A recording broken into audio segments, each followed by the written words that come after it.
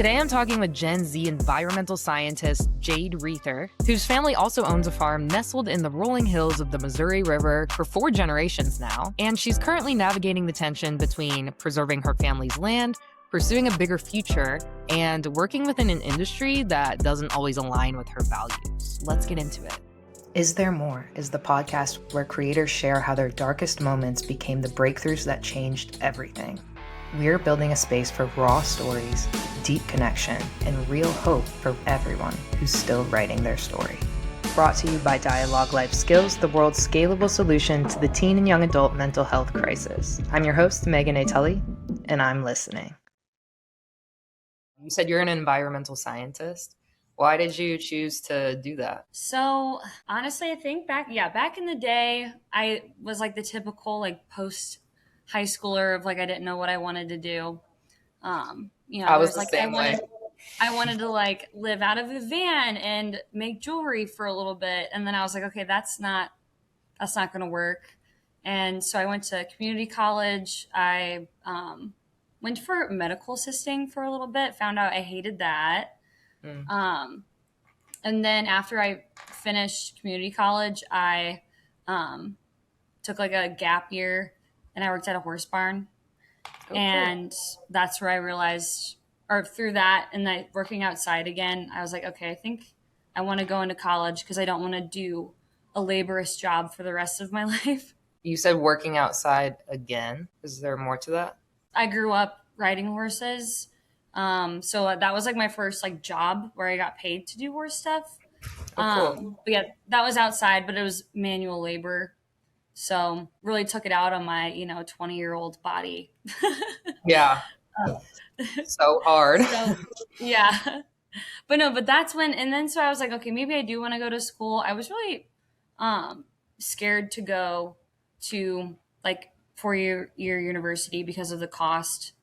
But then I realized I was just most people do go and take out loans. So it's not a new crazy thing. It's achievable for a while. It took me a while to realize that. It was really scary at first. But then I started looking around for degrees, and I came environmental science at the time as a major was really new. I forget when it really became in the space as a degree option, but I think it was 2018 is when it really started. University started offering that as a career path or a degree path. So I was like, great, I will do that because on paper, environmental science degree sounds awesome. You'd be saving the environment and stuff. Which all through my, I guess 3 years getting my bachelor's, that's what I thought until until it came time for me to get a job, and then things or the reality of the workplace hit me.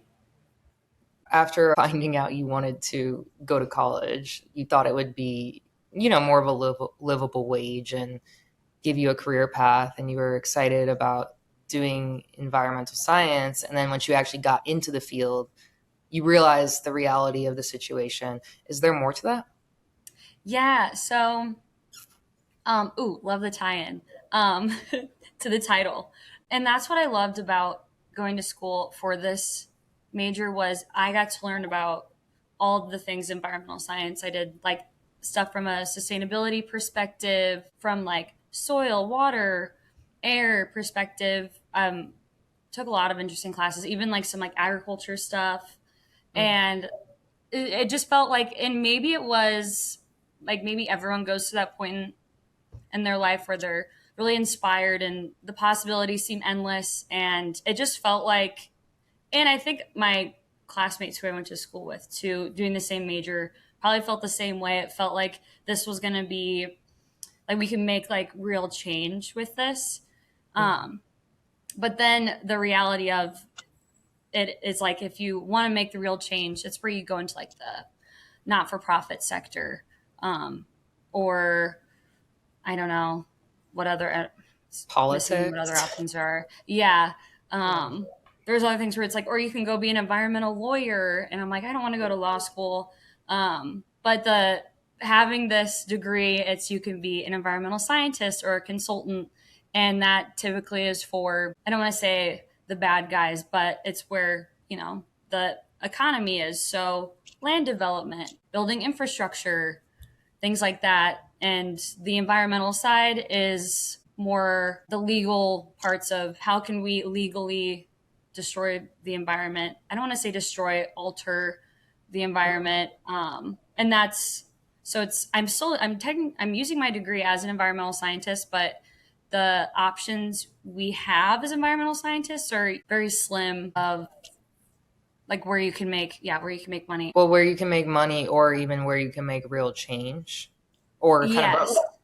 Yeah. Like, right. Yeah. It's like, do you want to make change? Like, if you want to work to make change, that's okay. You're not going to make money. Yeah. But then if you do, that's where you work on the, the business side or the development side, like securing permits for altering land, or is this going to be, are we going to delineate this wetland, like to determine if it is a wetland? And then regardless, they're still going to build there. It's just like a bureaucratic process that a lot of it is. I bet that's like really sad and frustrating to you.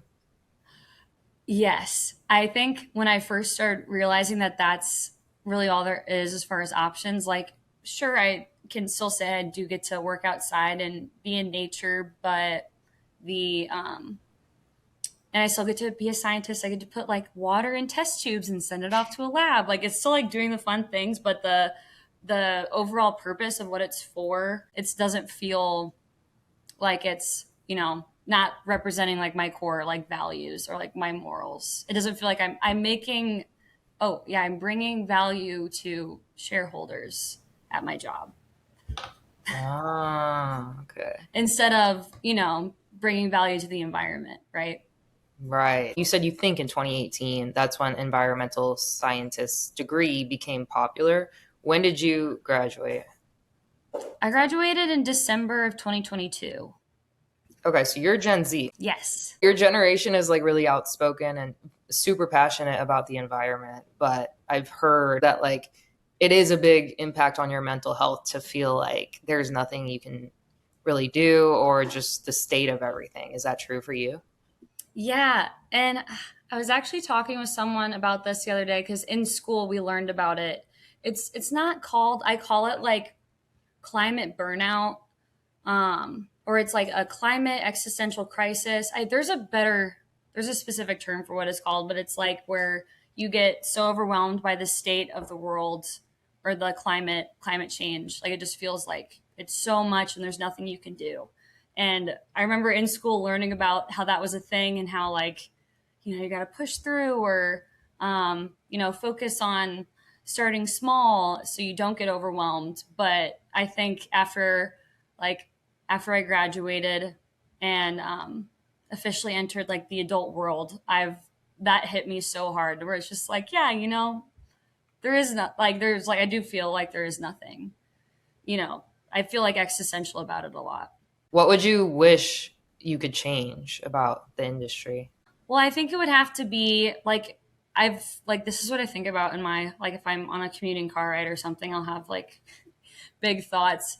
And it would all like, in a perfect world, it would have to be that our economy is more focused on the ecosystem service. They're called ecosystem services. So the quality, the services that the ecosystem provides, right? So like a tree that's an old growth tree, so like over 100-year-old tree is providing clean air. It's shade. So we don't have to, it doesn't overpower energy grid in the summers because it's cooling down the area. It's cleaning the air, water filtration, like all those things like that. But it would be like you'd quantify that as like a dollar value. And I think there's some extent that environmental regulation does on that, but obviously not enough because, if they're going to clear cut a forest to put in a residential housing development, it doesn't matter how old those trees are because they're going to get money for logging the tree, even though it could be argued that those trees have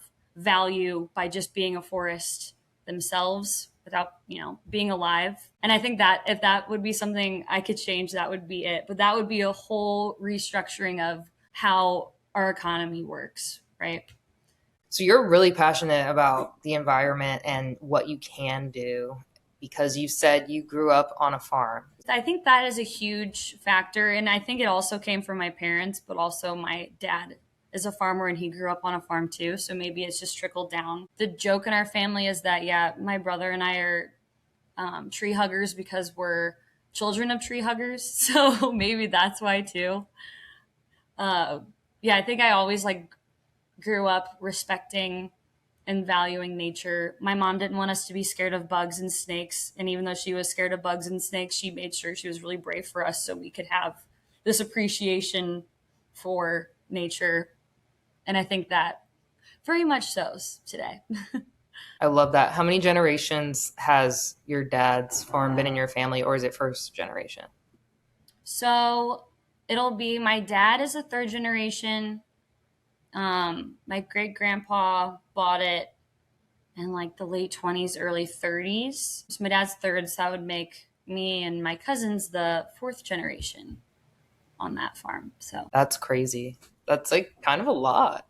Because I just learned America's 250 years old, and I was like, that's only 4 generations. That's crazy. Do you know the exact date that the farm began? I have some really cool historians in my family. So there's 2 books written about the area that our farm's in, and I can't think, but it was the land itself was originally surveyed in late 1700s, and there's actually a tree on our farm that lines up with the original property line that they surveyed, which and we think they kept trees because they didn't have stakes, I guess. So when they were coming through and clear cutting everything, they pretty much did entirely in Missouri back then, they kept some trees. And there's this really old tree on our property. It's a huge old white oak tree, and you can tell it is old because it's slowly dying, but it's still alive. So it was a parcel, and I think, my great grandpa bought it, I think early 30s. There's also a silo. The barn silo has an imprint. It's 1931 on there. So there was a farm, and it was another farmstead before my great grandpa bought it. But I know that piece of land itself is just very old in general. What did you love about growing up there? I think my favorite thing was there was so much to explore. Obviously there was, trees, a creek, but there's also so much antique farm equipment just in the middle of the field. And what fun is that? You get to go climb around in this old rusted equipment and build forts. And find you dig for buried treasure, find a rusty old wrench or something. I think that was so much fun growing up. And then obviously the animals, there was always kittens growing up. And I think that's why I'm such a cat person, because there's always little farm kittens when I was a kid. And of course there was horses and cows and dogs. If you guys are new here, hi, I'm Megan. I am an actor and filmmaker from St. Louis, Missouri, and also the host of this podcast. Jade is doing God's work, okay? We're going to get deeper into that during this episode, but if you guys are liking it so far, please give it a like. Please subscribe to the channel. We now have memberships open, so I'm going to be creating some exclusive content. We're going to be doing lives and dropping opportunities for you guys. One of the opportunities we have within this ecosystem is a new tea brand we're launching soon, and it has to do with the girl whose dad owns a farm, and she's debating if she wants to keep it or not. So that's why I wanted to talk to Jade. But anyway, please subscribe to the channel, hit that like button, hit the notification bell, and come back for the live over the weekend. All right, let's get back to the show. Wow. How many horses and cows? So when I was younger, I'm pretty sure my grandpa had a smaller herd of cows. But there was a mule and 2 horses there when I was growing up. That were my grandpa's. To also put into perspective how long horses live. There's a horse named Bucky that came to the farm when I was 5, or no, I was 5, and we put him down at over this past winter. So that's so crazy to think about because I'm 27. So for like 22 years, I think we think he was like 25. And I don't know, I just think that's crazy. Like a horse lived on this farm like literally my whole life. And cows live close to that. I think cows are more like 14, 15 years old. So I think that's cool too, is growing up with animals like cows that I named when I was in the 2nd grade are still around. And I think that's so cool. Yeah, it is. You can go visit all your farm friends. That's so cute. Yes, Aw. even though I am scared. I'm a little scared of cows. Cows are a little too unpredictable for me, but I do like them. Did you have a bad experience or why? Um, my Well, they can be like the moms, which I'm like, I don't blame them. They can be a little protective over their babies. So if there's calves around, they can be a little overprotective. And also, like, so with horses, they can be trained to where they'll like respect your space. But cows, Mm. like, typically you want them to be scared of you because if they get older and they're not very scared of you, cows won't necessarily respect your space. Um, so we have, like, for example, for safety, all of our gates, there's like a stack of sticks. So before you go walk in the cow pasture, which we like to do, just bring a little walking stick just in case for extra safety. Do you like I've personally have never been charged at by a cow, but my brother has and my dad has. So I don't like to risk it. have you seen any like crazy like injuries or anything like from that or on the farm in general? Thankfully, no. Um, Nothing like no. I don't think anything's injured like people wise, and that is That's always a fear that my mom and I have because my dad's like the primary farmer caretaker of the farm now. And there have been times where, like, if my dad's working late on a night like this, the sun doesn't set till like not almost 9. So my dad will be out working. And there have been times where my mom and I are like, all right, we're going out to hunt for dad because we haven't heard from him. Like, that's always a fear we have. But I think aside from getting injured from an animal, I'm more worried of like a farm equipment injury because I think that's probably more likely to occur than from animals, thankfully. recently I heard that I guess like people put kids on tractors and they fall off and like die. Is that common? Yeah, I've heard of that, or I think it's called. I want to say it's called the PTO. It's like a hydraulic spinny thing on a tractor, and you use it to power other equipment to like load hay in the barn or something. And there have been things Mhm. of like people's rings or articles of clothing like getting like sucked in to that. And that my dad always was like, you do not go near that when that's spinning. So that is always like, that is ingrained in my brain. I'm just like, stay away from the back of the tractor when he has the spinny thing on. Freaky, that's scary stuff. So, how did growing up on the farm like that kind of shape you, and did you learn any lessons from that? I think the biggest, which I think every farm kid, or if you just grow up around a lot of animals, is the experiencing the life and death cycle. I experienced a lot of animal death very young. And I also knew, I knew what sex was when I was really young, like the scientific version of it. Hmm. I knew that like way young, but that was just because that's just how things go on a farm, right? Yeah. But yeah, I think experiencing death, but also there's always new life on a farm too. But something that's still, and I know that's still like eats at my dad. Like it doesn't get easy when there is death. Like cows die, even little cats die. It's just things like that happen, and that's really hard too. Especially also then getting older and realizing that I'm like, okay, I see, like, obviously we don't want animals to die, but that's like a financial loss too, right? And when I was a kid, I didn't understand that, but now that I'm older, I'm like, okay, I could see how it's multi levels to things like that. Yeah. And also seeing, oh yeah, trees die, um, bringing up trees again.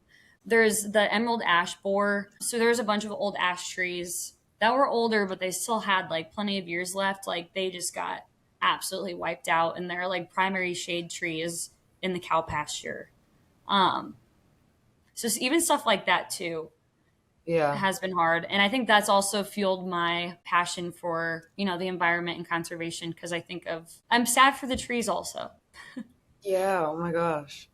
Is your mom like is there a reason your mom does she work on the farm, or did she and now she just doesn't want to, or what's the deal with your mom and the farm?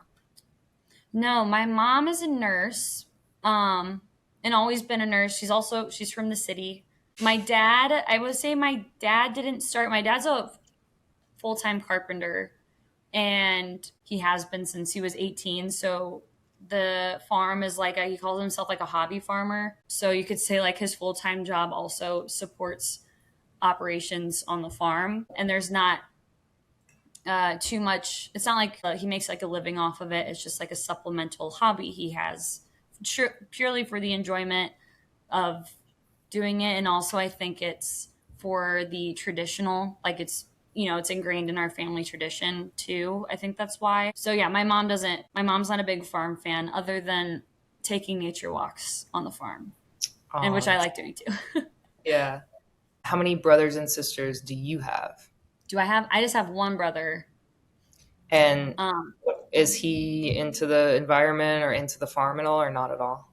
Yeah, my brother also, he was an environmental science major also.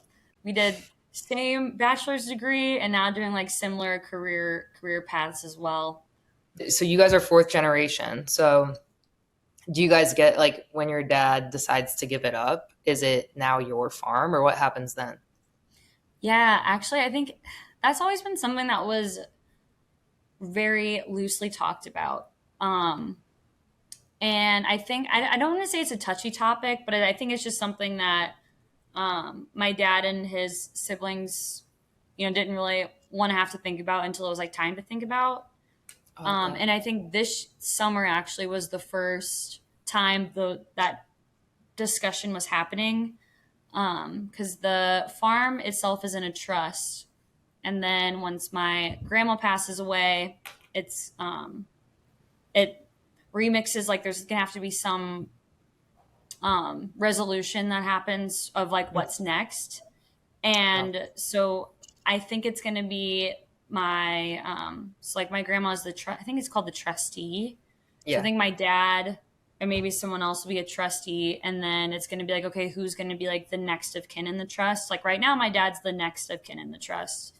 So now it's like there's discussions around that. And I think, thankfully, because I don't think it's like this case for every family farm, where when that comes on the table of like, okay, what do we do with the land next? I think thankfully my aunts and uncles and my dad are all in agreement of like, we're it's important that we keep this in the family, and it's going to be safe and preserved, and it's not going to go anywhere.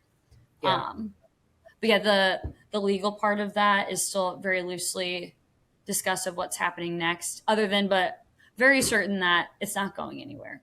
That's great that you guys want to keep it. Have you guys had any, you know how data centers are a big thing right now? Have you guys had Yes, anybody approach you to make the farm into a data center? not in our area, and I think we're lucky because it would be a terrible spot to build a data center. It's pretty hilly. That's what I like to think. Because it seems like they're kind of going on like very like flat like straight like agriculture land, I guess. And also maybe our farm's too small. It's only like 52 acres, which is like small compared to some farms. So thankfully, not personally, but in our area, data centers are a thing. And so I know I have friends who have been affected by incoming data center stuff. Really? Can you tell me a story of one of your friends who's been affected by that? Yeah. So my friend bought property. He built his first house. He built a house. Like it's super cool. It's like a shed slash house. Um, Literally just built it. I think he was only living in it for like a month when the adjacent property owner, which was probably a very affluent person who just owned a lot of land, because they could afford to buy up land, sold it to a data center. And so that means his property value would have been like absolutely slashed because he was going to have a huge data center right next to his house.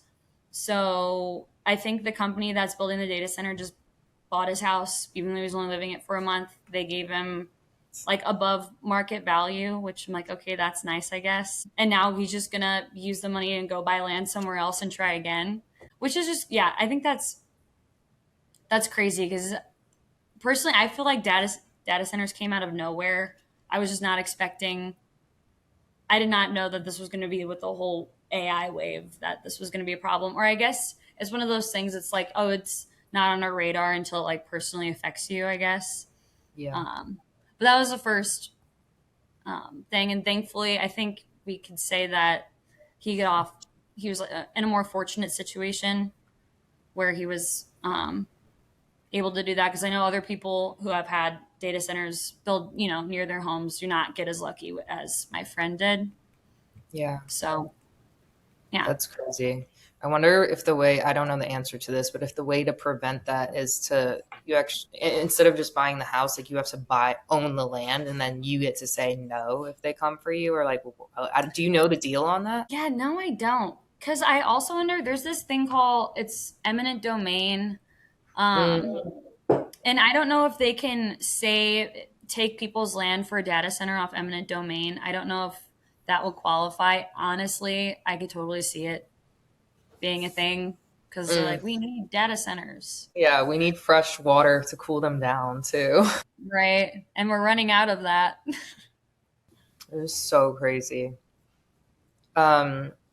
And what part you're in Missouri, like rural Missouri, what part of Missouri are you in? I'd say it's like an hour west of St. Louis, like right outside the Missouri River bottoms, which is where, a lot of farms are thanks to the meandering Missouri River creating lush soil. Love that. Lush soil. Wow. It's like so cool to see your perspective, because you see everything as like such abundance and like opportunity and like fertile grounds, and then like wildlife habitat. Yeah, and I'm just like, everybody else is not everybody else, but the business people are looking at that like, oh yeah, yeah, that's good prime time for building money right there for a data parking center. lot. Yeah. A Walmart. Right, another one. We need another Walmart, guys. We really need one. Or no, car washes. What am I saying? I feel like I'm seeing car washes pop up everywhere. Really? Like wow. I think that's yeah. I think it's because it's like a good houses and car washes. You don't want to take over the farm?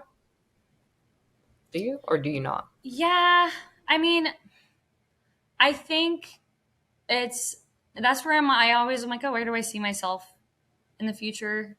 And I do think that's always been a dream of mine, is like, okay, someday, like, yeah, I will take over the farm. And I think that would be not only a huge honor, but I think a place where I can, bring my passions to life more. Because I'm like, this is 50 acres that I can have saved and conserved and protected for wildlife. And also so I can have my own little farm animals. I've always wanted chickens and ducks, and my parents they're not big. Like my dad's like, we do cows. We don't do chickens and ducks. But I'm like, I want chickens.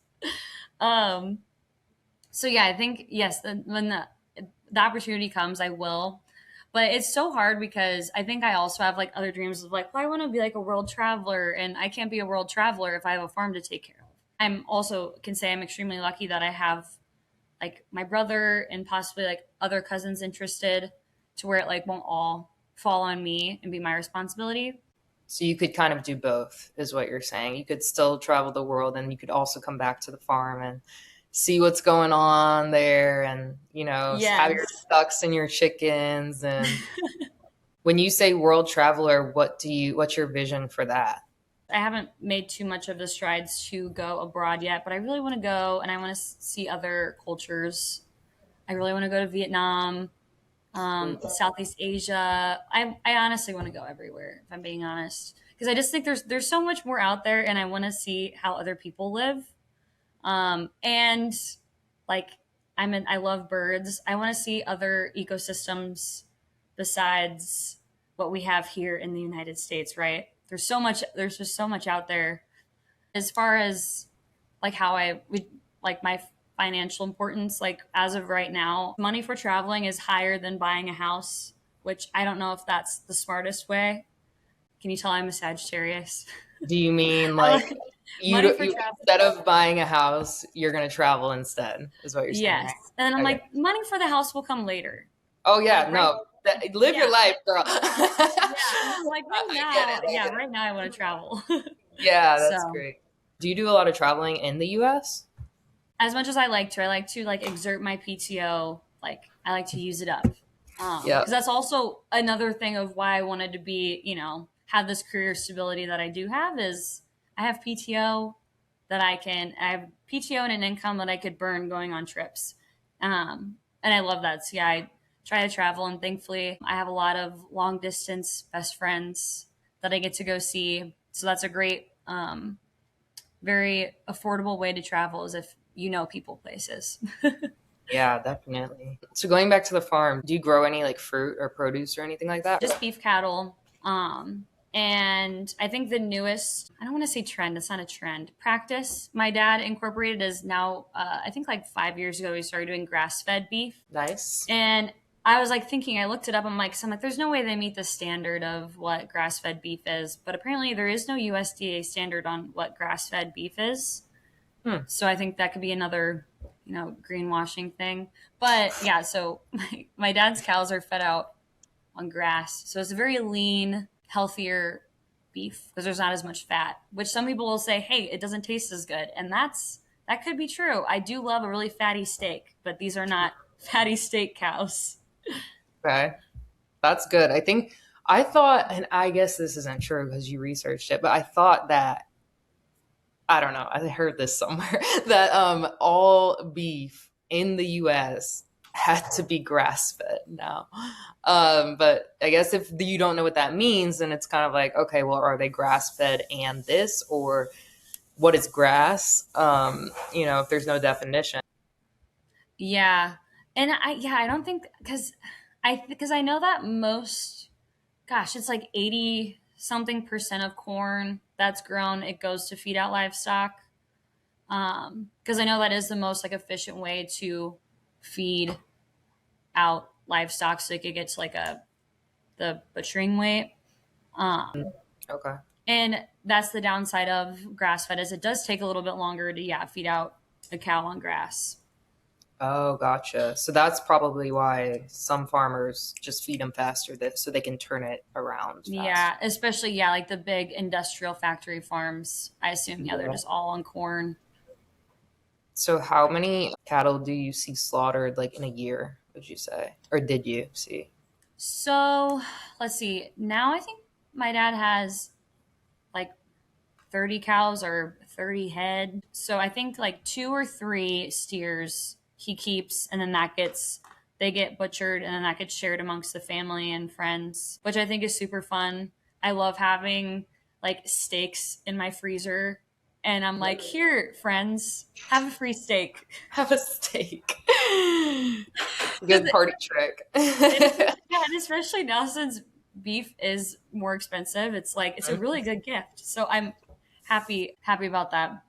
And then there's also the ones that we don't keep for ourselves. I've always just called them they get put on the truck, which I feel like sounds so morbid, but that's what I was growing up. That's just what it's called. They get put on the truck. And then they get sold to more of the food system of like they probably go become cheeseburgers for McDonald's probably. Or I don't know, maybe they're better quality. I'm not sure. But I know that they get auctioned off and sold to like other mass producers of beef, I guess.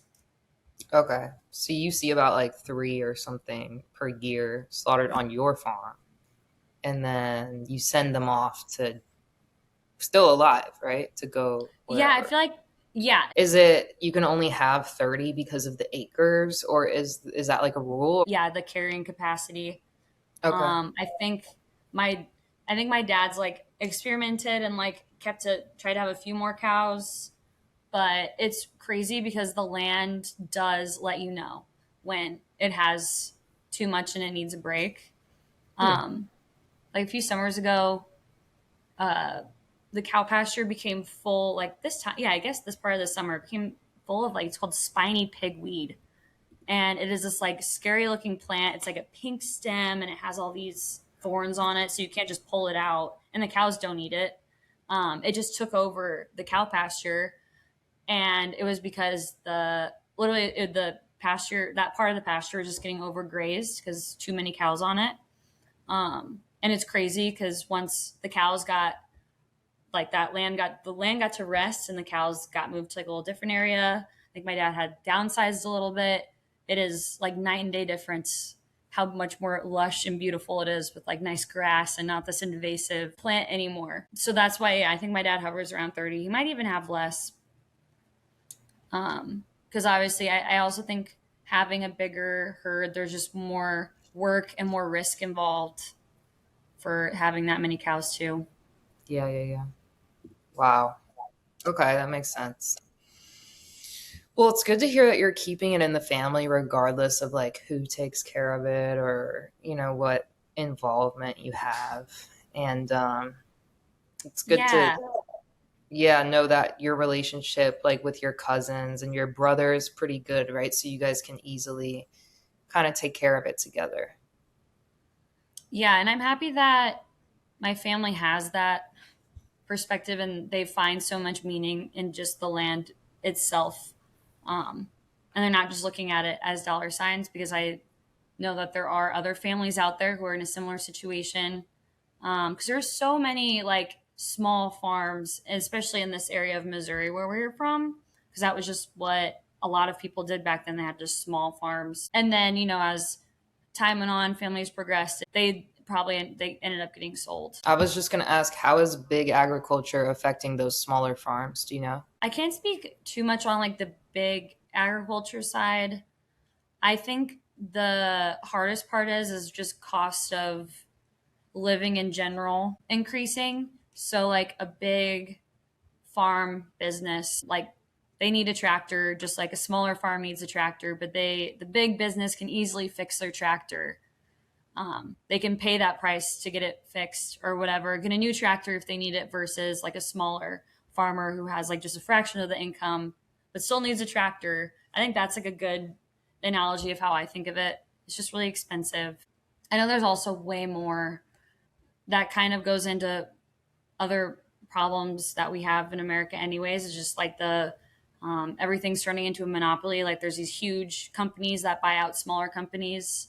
So all of a sudden it's like, it's all these smaller farms or smaller businesses, but in reality, they're owned by this big conglomerate. If you were to like have a hand in, what happens to the farm, would you keep it a cattle farm, or are you able to do anything else with it? Or besides the ducks and the chickens, what else would you do with it? So I've always toyed with this idea because I learned how sustainable rabbit farming is.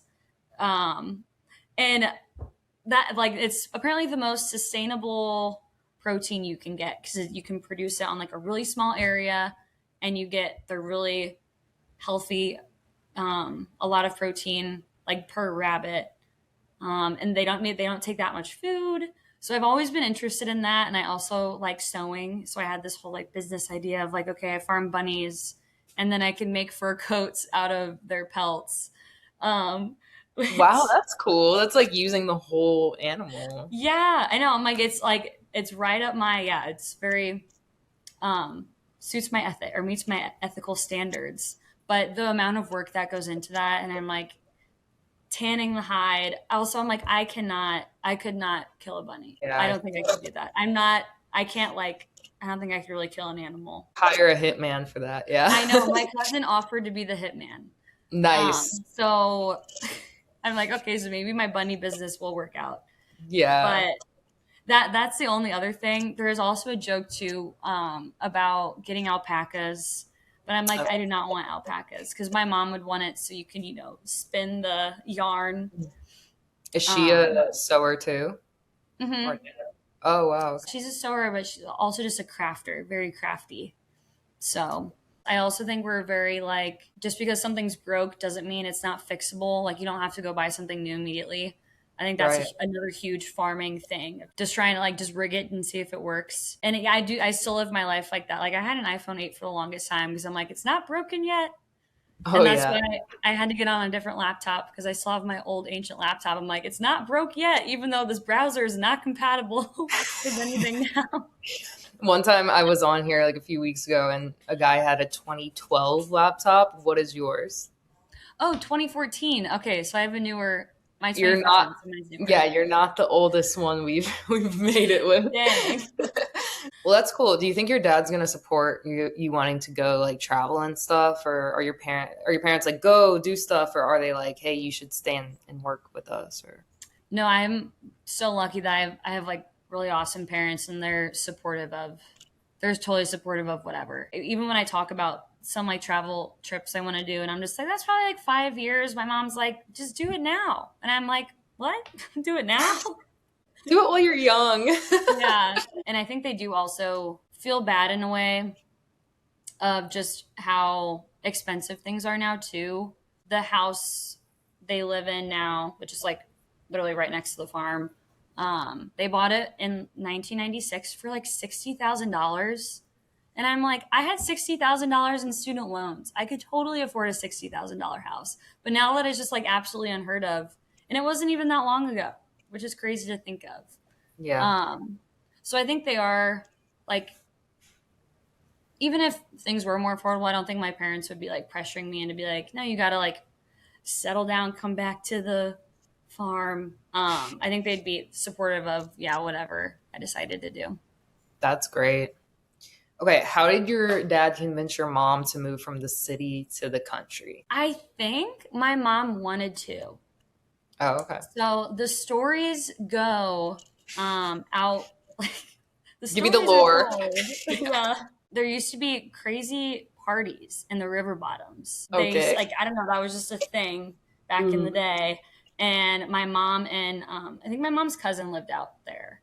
And so my mom would go visit her cousin and they would go to these parties. And that's where she met my dad. And then they just became friends and eventually started dating. So once my mom, graduated nursing school, and then obviously, they got engaged, bought a house. I think it did not take much convincing for my mom to move out of the city. Nice. Yeah, if she was already in the river bottom, she probably was. Yeah, she was partying. Yeah, she's already partying down here. She was ready to go. That's cool. What city is she from, or was she in? She's from St. Louis. Oh, okay, gotcha. Technically Florissant.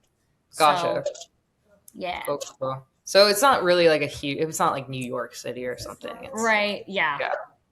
Not like Hallmark movie level. So this was like right before I went to college for environmental science. There was a calf born at the farm and she was a twin and the mom rejected her which I'm like, cows aren't the brightest creatures. Apparently sometimes they have twins and they'll take them, or sometimes they'll have twins and they're like, what is this other, whose other kid is that? So it was this really tiny, like she was so tiny. And I ended up taking care of her. She was my baby. And I fell in love with this calf. I named her Priscilla, that I stopped eating meat for 4 years. And being a cow farmer's daughter and not eating meat, that is probably like, was such a burn towards my dad. But yeah, that was also a big part of it. You were saving him money. No. In a way, yeah. Kind of, My mom did tell me though, she was like, and that's what's funny of how like low the farm doesn't bring in that much money. But my mom told me, she's like, well, the reason why you don't have to pay for your car insurance is because of your dad's cows and you're not even supporting it. And I'm like, I'm not going to eat my daughter. That's hard, especially if you're an animal lover. That's why I asked what you wanted to maybe do with the farm if you did, because I was like, I can't see you killing. Yeah, like I know, and that's like the thing with the bunnies too. I'm just like, I don't even know if I'd like to do that. I think I'd get all these baby bunnies, and I'd be like, wait, stop, no, we can't kill him. You would have to go on vacation during that time, and then just come back and be like, oh, okay, all this fur is here for me to work with. But then also, and I think that's what's good about our farm is like, it doesn't have to have some financial benefit, right? I think it could have other benefits like well-being and environmental benefits. So I think that if the farm isn't a functioning farm in the future, um, that'll be totally okay because there's so many trees. I see rare eastern meadowlarks in the backfield. And so far that eBird was like, "Are you sure there's eastern meadowlarks there?" I'm like, "I saw them. I know they're there." So it's like rare bird habitat. So even if in the future, if it doesn't have financial incentives, that'll be more than okay for me and my family too. Absolutely. And that's the change you said you wanted to see anyway. So you're Yeah, going to be exactly. So, and I think that's where I'm at now too. It's, I think you can still have both. And I think it is frustrating though, not having like your main job where you spend 40 hours a week being like where your passion is. But I think that's okay because I think a lot of people feel that way and you have to find ways to execute your passion somewhere else. Yeah. And I mean, I feel like there's a lot of options these days on how you can fill all the needs, I guess, you know? You're pretty young still, but if you could give any piece of advice to your 17-year-old self, so like 10 years ago, what would it be? Let's see. A part of me is just like, don't let the boys bring you down, or like those boys that are upsetting you aren't going to matter when you're older. But also, I think it's the knowing how much confidence I have now, and how confidence or how content and happy I am in my body. I wish I could go show my younger self that you're going to get there and it's going to be okay. I think I felt, yeah, which is totally completely 180 from what we've been talking about. I think that was what I'd love to go back and tell myself is that you're gonna feel at home in your body eventually, or yeah, you're gonna have confidence. Even though I'm still not the most confident person, but I feel way more secure in who I am and proud of myself and like just like the person I am. When I was 17, I did not feel that way. I think I was very lost and I didn't know who I was and was putting so much of my value in external sources, which I think a lot of young teenage girls do. So yeah, I would tell myself it'd be okay and you'll figure it out. Yeah. And like that's cool that you would want to see yourself now and how you feel in your body. What was the thing that made you feel like not secure in your body? And then how did you actually get to that point? Like what steps did you take? Yeah, I think first when I was in that part of high school, I had like a high school boyfriend and we broke up and it was like the worst thing ever, like the world was ending. But I also had really, really bad acne all through high school. And to try to combat that, I bleached my hair and I went in the tanning bed all the time and I wore a bunch of makeup. So I think I just truly was doing all these things. I wasn't like being myself because I was trying to cover up for how insecure I was about my acne.